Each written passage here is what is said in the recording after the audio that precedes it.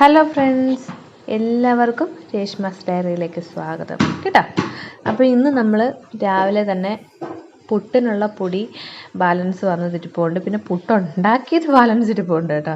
അപ്പോൾ ഇതൊക്കെ വെച്ചിട്ട് കുറച്ച് പരിപാടീസ് ഉണ്ട്. പുട്ട് വെച്ചിട്ട് നമുക്ക് ഉപ്പുമാവ് ഉണ്ടാക്കണം, പിന്നെ ബാക്കി പൊടി വെച്ചിട്ട് നമുക്ക് ഒരു ഒന്നര പുട്ടിനുള്ള പൊടി ഉണ്ടായിരുന്നു കേട്ടോ. അപ്പോൾ ഞാൻ കരുതി എന്നാൽ ഇത് അങ്ങനെ അങ്ങ് എടുക്കാവുന്നതിന്. തിങ്കളാഴ്ച ദിവസമാണ്, പാർത്തമ്മന് സ്കൂളിൽ പോകണം, അണ്ണന് ജോലിക്ക് പോകണം. അപ്പം അങ്ങനെയൊക്കെയുള്ള കാര്യങ്ങളും തിരക്കുകളും ഒക്കെയാണ്. അപ്പോൾ ആദ്യം തന്നെ നമുക്ക് വെള്ളം ചൂടാക്കി കുടിച്ചതിന് ശേഷം കട്ടനൊക്കെ എല്ലാവർക്കും കൊടുത്തതിന് ശേഷം പരിപാടികൾ ആരംഭിക്കാം കേട്ടോ.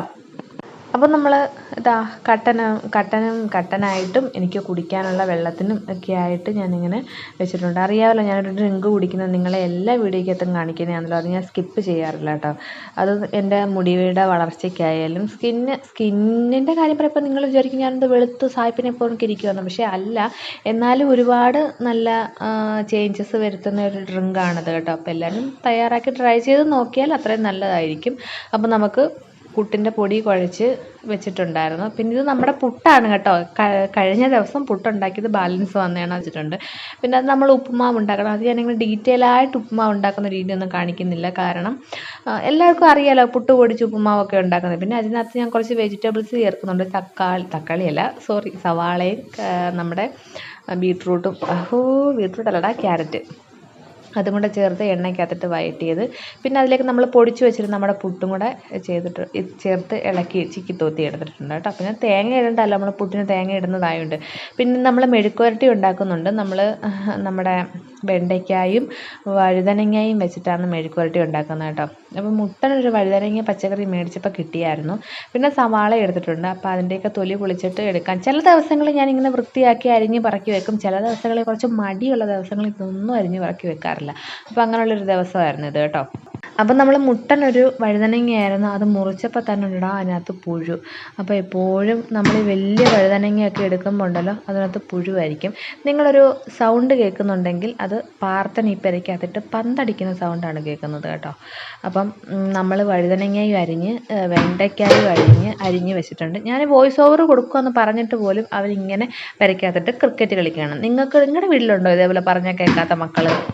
പിന്നെ നമുക്കാണെങ്കിൽ ഒരു പ്രോൺസ് ബിരിയാണി ഉണ്ടാക്കണം. ബിരിയാണിയെന്നോ നൂഡിൽസോ എന്നൊക്കെ പറയാം, അതുണ്ടാക്കണം.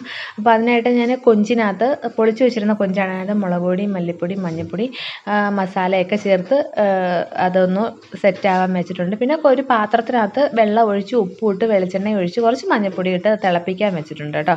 പിന്നെ നമ്മളെ ഒരു പാനിനകത്ത് എണ്ണ ചൂടായപ്പോൾ നമ്മൾ ഈ മസാല പുരട്ടി വെച്ചിരുന്ന നമ്മുടെ കൊഞ്ചുണ്ടല്ലോ അത് നമുക്ക് ഫ്രൈ ചെയ്ത് വെക്കാനായിട്ട് ഞാൻ എടുത്തിട്ടുണ്ട്. പിന്നെ നമ്മുടെ മറ്റേ ചട്ടിക്കകത്തെന്ന് പറഞ്ഞാൽ വെള്ളം നന്നായിട്ട് തിളച്ച് വരുമ്പോൾ അതിലേക്ക് നമുക്ക് മസാലകൾ ആഡ് ചെയ്യുക. അതായത് ഗ്രാമ്പു, ഏലക്ക, പട്ടയൊക്കെ ഉണ്ടല്ലോ അതൊക്കെ ഇട്ട് കൊടുക്കാം. പിന്നെ ബ്രഹ്മസേലിയുടെ അട വെച്ചിട്ടാണ് ഞാനിന്ന് ചെയ്യുന്നത് കേട്ടോ. ബ്രഹ്മസേലി കുറച്ചുകൂടെ നീട്ടി ഒന്ന് പൊടിച്ചെടുക്കാമെന്നുണ്ടെങ്കിൽ നമുക്കത് നൂഡിൽസായിട്ട് എടുക്കാം. ഞാനിത് കുറച്ചുകൂടി നീളം കുറച്ചിട്ടാണ് എടുത്തിട്ടുള്ളത് കേട്ടോ. അപ്പോൾ അതുകൊണ്ട് ബിരിയാണി ആയിട്ട് എടുക്കാമെന്ന് കരുതി അങ്ങനെ അത് വേവിക്കാനായിട്ട് എടുത്തു. പിന്നെ മസാലയ്ക്കായിട്ട് നമ്മുടെ കൊഞ്ചിൻ്റെ മസാലയ്ക്കായിട്ട് ഞാൻ തക്കാളിയും ഉള്ളിയും കൂടെ അരിഞ്ഞത് ഉപ്പും ഇട്ട് നമ്മുടെ കുക്കറിനകത്ത് വേവിച്ച് ഒരു 2 അടി അടിക്കുകയാണെന്നുണ്ടെങ്കിൽ അത് നല്ല സെറ്റായി കിട്ടും. അപ്പോൾ അതങ്ങനെ വെച്ചിട്ടുണ്ട്. പിന്നെ നമ്മുടെ കൊഞ്ച് വറുത്ത് കോരി കഴിഞ്ഞപ്പോൾ ആ പാനിനകത്ത് തന്നെ നമ്മളെ മസാലകളൊക്കെ ചേർത്ത് നന്നായിട്ട് ചൂടാക്കിയെടുത്തു. അതിലേക്ക് ഞാൻ പിന്നെ നമ്മൾ ആ വേവിച്ച് വെച്ചിരുന്ന തക്കാളിയും ഉള്ളിയും കൂടെ ചേർത്ത് കറിവേപ്പിലയൊക്കെ ചേർത്ത് നന്നായിട്ട് സെറ്റാക്കി എടുത്തിട്ടുണ്ട്. പൊടികൾ ചേർത്തേക്കുന്നതെന്ന് പറഞ്ഞാൽ മുളക് പൊടി, മല്ലിപ്പൊടി, മഞ്ഞൾപ്പൊടി, ഗരം മസാല, പിന്നെ അതിലേക്ക് ഒരു മാഗി ക്യൂബ്സും കൂടെ ചേർത്തിട്ടുണ്ട് കേട്ടോ. ഗരം മസാലയുടെ കൂടെ പിന്നെ ചിക്കൻ മസാലയും കൂടെ ചേർത്തിട്ടുണ്ട്, ചിക്കൻ്റെ ഒരു ചെറിയ ഫ്ലേവർ കിട്ടിക്കോട്ടെ എന്ന് കരുതിയിട്ട്. പിന്നെ അതിലേക്ക് കുറച്ച് വെള്ളം കൂടി ഒഴിച്ചിട്ട് നമ്മൾ വറുത്ത് മാറ്റി വെച്ചിരുന്ന നമ്മുടെ കൊഞ്ചുണ്ടല്ലോ, കൊഞ്ച് പോലെ നാക്ക് തിരിയുന്നില്ല, കൊഞ്ചുണ്ടല്ലോ അതും കൂടി ഇട്ടിട്ട് നമ്മൾ നന്നായിട്ടൊന്ന് ഇളക്കിയതിന് ശേഷം ഒന്ന് തിളപ്പിച്ച് ഒന്ന് വറ്റിച്ചെടുക്കുക. ആവശ്യത്തിന് ഉപ്പിടാൻ മറക്കണ്ട കേട്ടോ. പിന്നെ ഇത് നമ്മുടെ സ്ഥിരം കലാപരിപാടി, എല്ലാ വീട്ടമ്മമാർക്കും ഉള്ള ജോലി തന്നെ പാത്രം കഴുകൽ. പിന്നെന്താണ്, നമ്മുടെ വിദ്യാർത്ഥി പോകാൻ റെഡിയായി വന്നു, എനിക്കൊരു ഉമ്മയൊക്കെ തന്നിട്ട് പോവുകയാണ് കേട്ടോ. പാത്തമ്മൻ ഇപ്പോൾ ഹൈസ്കൂളായെങ്കിലും ഒരു ഉമ്മയൊക്കെ തന്നിട്ടേ പോകത്തുള്ളൂ, അത് മറക്കാറില്ല.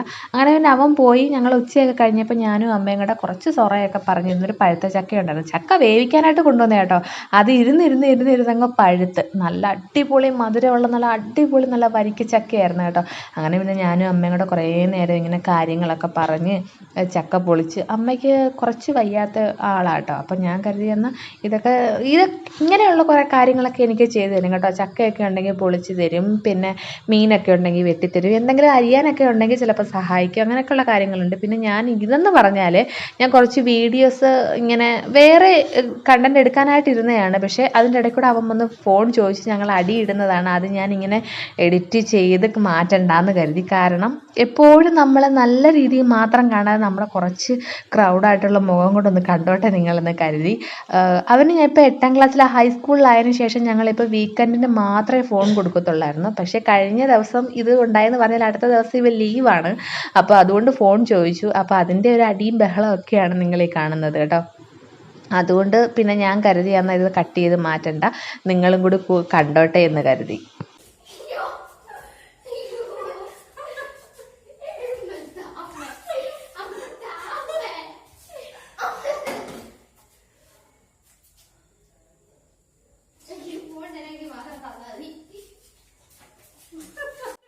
അങ്ങനെ പിന്നെ അടിയും കാര്യങ്ങളൊക്കെ കഴിഞ്ഞ് അവൻ സ്കൂളിൽ നിന്ന് വന്നതിന് ശേഷമാണ് കേട്ടോ ഈ അടിയൊക്കെ നടന്നത്. അങ്ങനെ അവന് കഴിക്കാനൊക്കെ കൊടുത്തു. പിന്നെ അതിന് ശേഷം ഞങ്ങൾ ഡിന്നറിൻ്റെ ഒരു സെറ്റിംഗ് ആണ് ഈ നിങ്ങളീ കാണുന്നത്.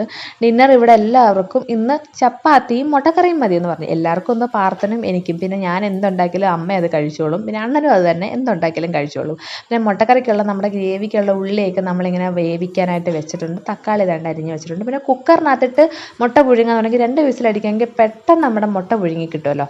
പിന്നെ അങ്ങനെ പിന്നെ നമ്മുടെ മുട്ടക്കറിക്കുള്ള ഗ്രേവിക്കുള്ള കാര്യങ്ങളാണ് ഞാനിവിടെ വഴറ്റിക്കൊണ്ടിരിക്കുന്നത്. പിന്നെ നമ്മുടെ ചപ്പാത്തി, ഇത് നമുക്കിപ്പം മാവ് കുഴയ്ക്കുകയോ പരത്തുകയോ ഒന്നും വേണ്ടല്ലോ, ഇൻസ്റ്റൻ്റായിട്ട് തന്നെ ചപ്പാത്തി കിട്ടുന്നതുകൊണ്ട് നമുക്ക് പൊള്ളിച്ചെടുത്താൽ മതി. അപ്പം ഞാൻ നിങ്ങളെ ഒരു കാര്യം കാണിക്കാമെന്ന് കരുതി. കണ്ടോ, നമ്മുടെ ഇപ്പോഴത്തെ കുഞ്ഞുങ്ങളാണ് കറുവിൻ്റെ കേട്ടോ.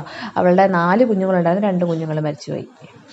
അപ്പോൾ അങ്ങനെ എൻ്റെ ചപ്പാത്തിയും മുട്ടക്കറിയൊക്കെ സെറ്റായിട്ടുണ്ടായിരുന്നു. അടിപൊളി അടാറ് മുട്ടക്കറിയായിരുന്നു കേട്ടോ ഞാൻ ഉണ്ടാക്കിയതുകൊണ്ട് പറയല്ല. അപ്പം എൻ്റെ ഈ വ്ളോഗും വീഡിയോസും ഒക്കെ നിങ്ങൾക്ക് ഇഷ്ടപ്പെടുന്നുണ്ടെന്ന് ഞാൻ കരുതുന്നു. എന്തായാലും നിങ്ങളുടെ അഭിപ്രായങ്ങൾ നമ്മുടെ കമൻറ്റ് ബോക്സിനകത്ത് രേഖപ്പെടുത്താൻ മറക്കരുത്. അപ്പോൾ നമുക്ക് വീണ്ടും നല്ല നല്ല വ്ളോഗായിട്ട് ഞാൻ വരാം. അതുവരേക്കും എല്ലാവരോടും take care, bye bye, Tata.